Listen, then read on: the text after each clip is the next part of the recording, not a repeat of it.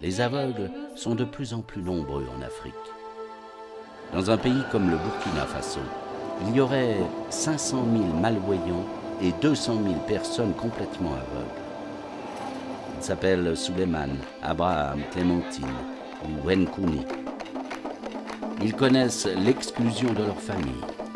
On les considère souvent comme des bouches inutiles à nourrir.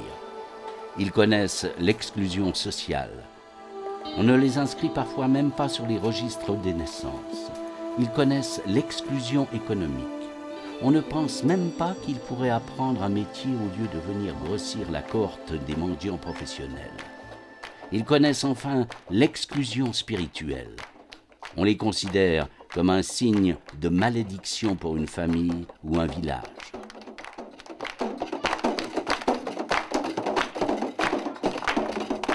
« 150 ans après la première transcription française de la Bible en braille à Lausanne, la mission évangélique Braille de Vevey en Suisse, la MEB, a souhaité faciliter l'accès des aveugles burkinabés à la communication, au monde économique, aux relations sociales et à la Bible. Elle a préparé une transcription en braille de la Bible en langue morée, une langue parlée par plus de 60% de la population burkinabé.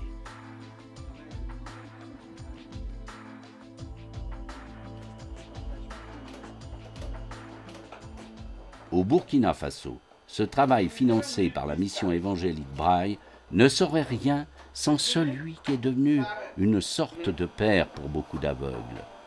Lucien Naré, né en 1960 dans la ville de Koupela, à l'est de Ouagadougou. Il vit une enfance ordinaire de voyant dans sa ville natale avant de s'installer à la capitale. Il suit une formation de comptable en cours du soir. À 27 ans, en 1987, alors qu'il est marié et père de 2 enfants, c'est le drame. Il est victime d'un accident de moto et perd la vue. Dans le centre Siloué à Ouagadougou, géré par l'ONG de Lucien Naré, une soixantaine de personnes, une vingtaine d'enfants entre 7 et 14 ans et une quarantaine d'adolescents et d'adultes entre 15 et 35 ans. Ils apprennent à lire et à écrire. Ils développent aussi des compétences pratiques pour gagner un maximum d'autonomie, notamment en matière de jardinage, apprendre à ôter les mauvaises herbes sans endommager la plante, apprendre à arroser régulièrement la plante, autant de nécessités si l'on veut que des légumes et des plantes parviennent à maturité sous ces latitudes. D'autres centres soutenus par la MEB initient les aveugles à des technologies importantes pour leur développement personnel.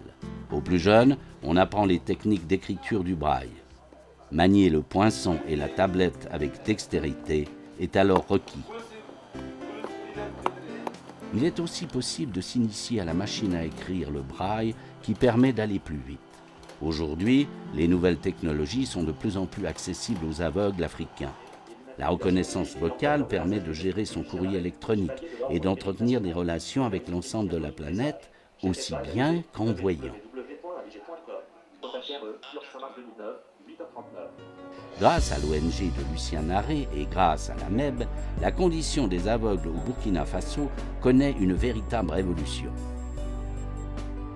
Les visages abattus s'illuminent, les regards vides retrouvent une direction et des exclus de la société burkinabé connaissent une liberté nouvelle.